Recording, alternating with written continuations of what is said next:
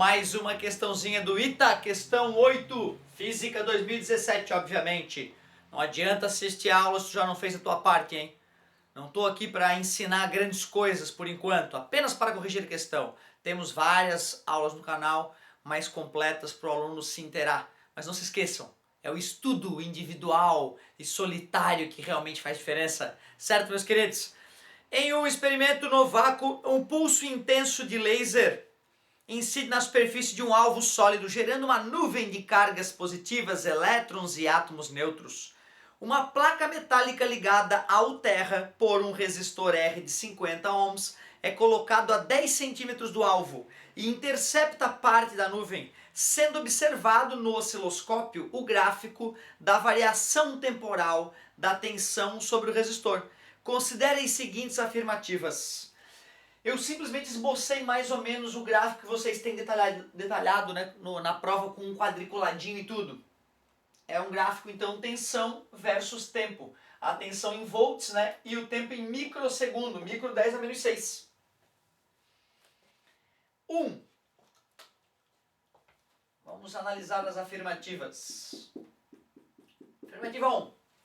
A área indicada por M no gráfico é proporcional à carga coletada de elétrons e a indicada por N é proporcional à de cargas positivas coletadas.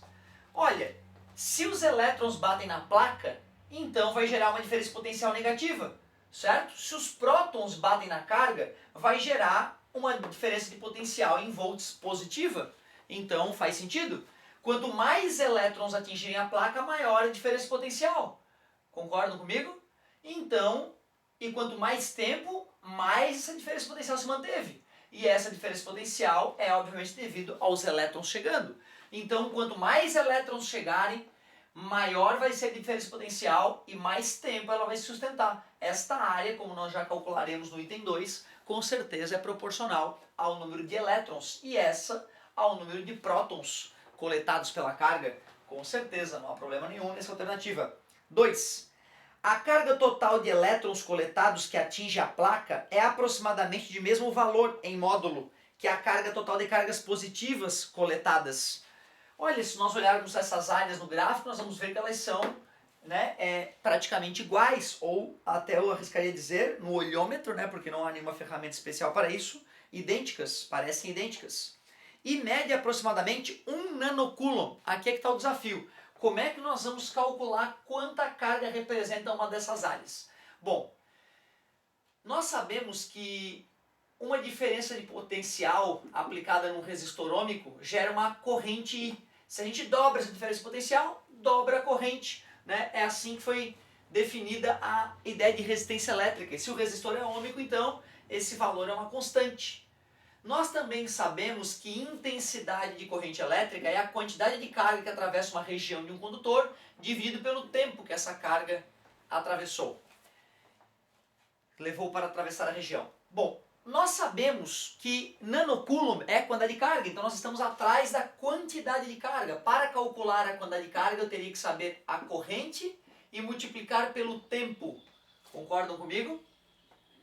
Se eu quiser achar a corrente que estava percorrendo esse resistor, né? Então eu teria que isolar o I, que ficaria DDP dividido pela resistência. Isolei o I. Quer dizer que para calcular a quantidade de carga, eu teria que fazer a tensão dividido pela resistência, que é o I, vezes o ΔT. E observem que esse U variou com o passar do tempo. Então que ferramenta, né, eu vou ter para encontrar essa DDP?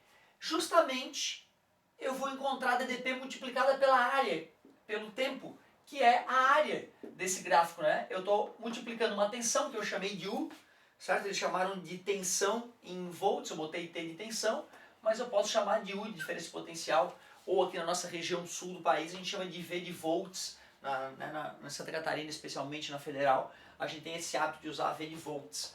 Bom, então observem, para calcular a quantidade de carga, eu vou pegar o valor da resistência, que é 50 ohms, foi dado enunciado, vou dividir o U vezes ΔT, que é a área desse gráfico. Eu aí teria que pegar essa figura e procurar contar quantos quadradinhos nós temos. certo?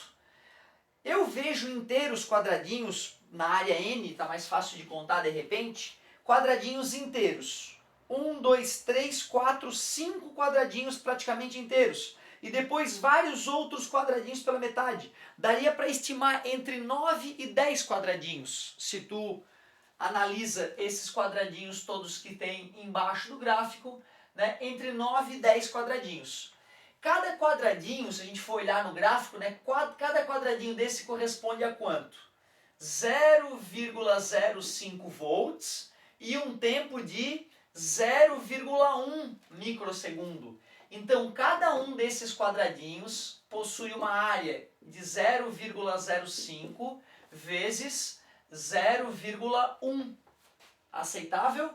A área de um dos quadradinhos, 5 vezes 10 na menos 2 com 10 na menos 1, então daria 5 vezes 10 na menos 3 volts, certo?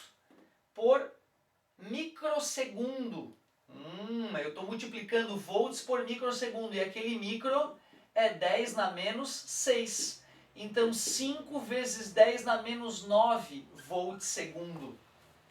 Bom, então eu vou substituir o U vezes ΔT pela área.